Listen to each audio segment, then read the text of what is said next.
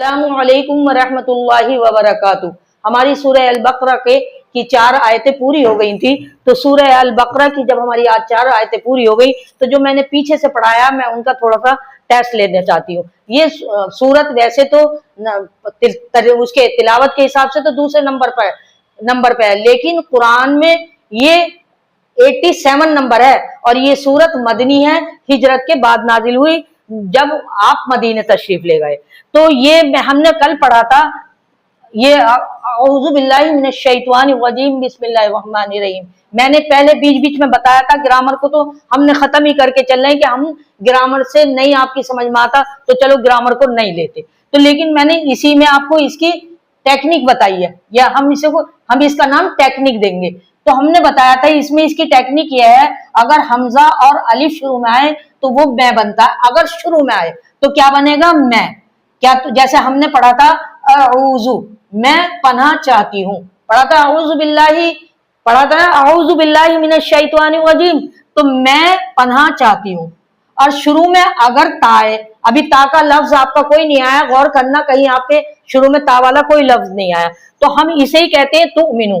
अगर ये युमिनु होता तो वो युमिनुना आप पढ़ चुके हो कि वो वल्लजीना और ये वो लोग हैं जो ईमान लाए, तो अब हम इसे तुमिनुना कर देते हैं, तुमिनु कर देते हैं, तुमिनुना तुम सब ईमान लाते हो, है तुमिनु तुम ईमान लाए।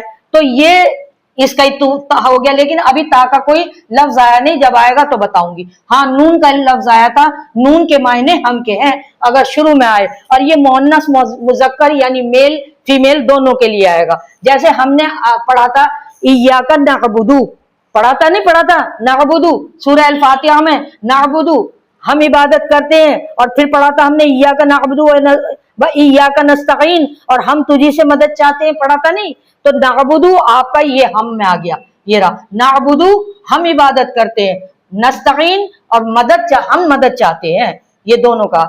अच्छा, ये या क्या, या अगर शुरू में आए तो इसका मतलब भी वो बनता है अगर शुरू में आएगा तो। जैसे आप पढ़ चुकी हो उसमें सूरह अल बकरा के 4 रुकू आपने पढ़े थे, गौर करना।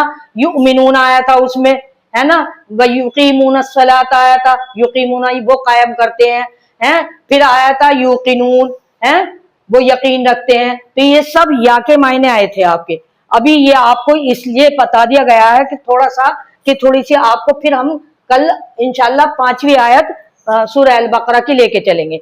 ये बताया गया है कि सूरह अल बकरा तरतीब के हिसाब से दूसरे नंबर पर है, लेकिन तरतीब के हिसाब से 87 पर है और तिलावत के हिसाब से दूसरे नंबर पर है। इस सूरत की खासियत यह है कि इसमें अल्लाह ताला ने अपने नेक बंदों की क्वालिटी बताई है कि नेक बंदे कौन लोग होते हैं। जब आप सूरत आगे पढ़ेंगी तो आपको पता चल जाएगा कि इसकी कितनी फजीलत है। जिस घर में ये दाखिल पढ़ी जाती है उस घर में शैतान दाखिल नहीं होता। क्यों नहीं होता? कि जब हम इसे समझ जाएंगे कि नेक बंदे कौन होते हैं तो फिर शैतान क्यों दाखिल हो रहा है। जब अल्लाह हुदल लिल मुत्तकीन, जब अल्लाह हमें हिदायत दे देगा तो फिर शैतान क्यों दाखिल होगा।